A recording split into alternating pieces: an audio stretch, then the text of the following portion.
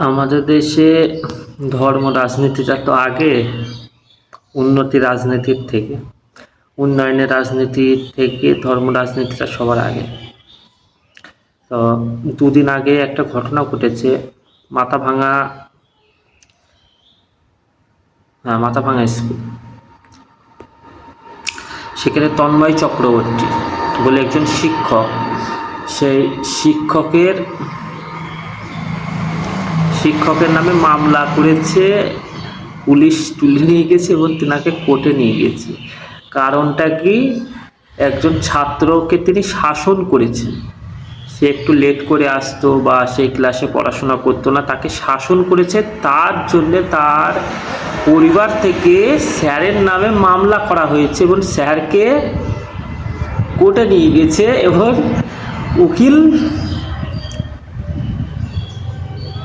তার বিরুদ্ধে উকিলও দিয়েছে, স্যারের বিপক্ষে উকিলও দিয়েছেন সেই ছাত্রের বাড়ি থেকে।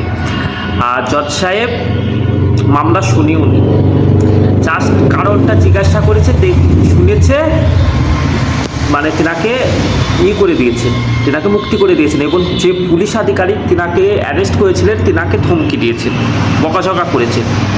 হ্যাঁ, কোর্ট থেকে জজ সাহেব তেনাকে বকাঝকা করেছেন যে ওই শিক্ষকরা আছেন বলে আজকে আমরা এই জায়গায় পৌঁছেছি। সত্যিই তাই। তো আমাদের দেশের রাজনীতিগুলো তো শিক্ষা নিয়ে, পড়াশোনা নিয়ে হয় না, ধর্ম নিয়ে হয়। আর ধর্ম নিয়ে রাজনীতি তখনই করা যায় যখন মানুষ লেখাপড়াটা বা জ্ঞানটা কম থাকে, লেখাপড়ার অভিজ্ঞতা জ্ঞানটা কম থাকে, তখনই মানুষকে নিয়ে ধর্ম রাজনীতি করা যায়। যখন ছেলেটা পড়াশোনা করে, ডিগ্রি থাকে, কর্মসংস্থান চায়, তখন তো রাজনীতি করা যাবে না। যদি তার পেটে বিদ্যে না থাকে তাহলে তাকে নিয়ে ধর্ম রাজনীতি করা যাবে, তার কাছে ধর্মের কথা বোঝানো যাবে। কারণ কি, তার ভালো মন্দ বোঝার মতো ক্ষমতাটা কম।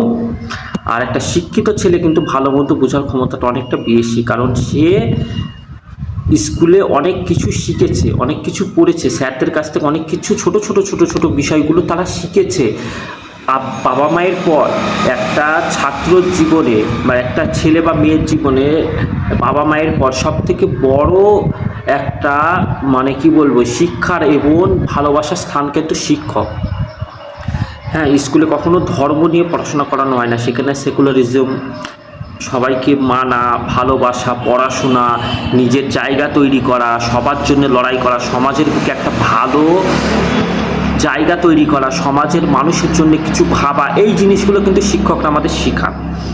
তো সে জায়গায় স্কুল কলেজ যদি বেশি থাকে, স্কুল কলেজ যদি বেশি ছাত্ররা যায়, তাহলে তো সরকারের সমস্যা হয়ে যাবে, ধর্ম নিয়ে রাজনীতি করতে পারবে না। তো সে জায়গায় দেখেন স্কুল কলেজ বন্ধ হয়ে যাচ্ছে, 8,000, 10,000, 5,000 করে প্রতি বছর স্কুল কলেজ বন্ধ হয়ে যাচ্ছে, কিন্তু ধর্ম মন্দির মসজিদ তৈরি হচ্ছে, যেখান থেকে মানুষ ঝামেলা অশান্তির সৃষ্টি করছে। আমার মন্দির আঘাত করেছে, দাঁড়াওকে আমি মারবো, আমার মসজিদ আঘাত করেছে, দাঁড়াওকে আমি মারবো, এই তো চলছে। আর এই রাজনীতিটাকেই সরকার হাতিয়ার বানিয়ে বছরের বছর ক্ষমতায় থেকে যাচ্ছে, বছরের পর বছর ক্ষমতায় থেকে যাচ্ছে এই জিনিসটাকে হাতিয়ার বানিয়ে। ঠিক বলবো বলেন? এই তো আমাদের দেশ, এই তো দেশের সরকার, এই তো দেশের নীতি। আমরা নাকি ইউরোপের সঙ্গে টক্কর দেওয়ার মতো ক্ষমতা তৈরি করেছি এই মেন্টালিটি নিয়ে। আমরা নাকি আমেরিকার মতো, চায়নার মতো উন্নতি হব নাকি এই মেন্টালিটি নিয়ে। কখনো সম্ভব? কখনোই সম্ভব না, কখনোই সম্ভব।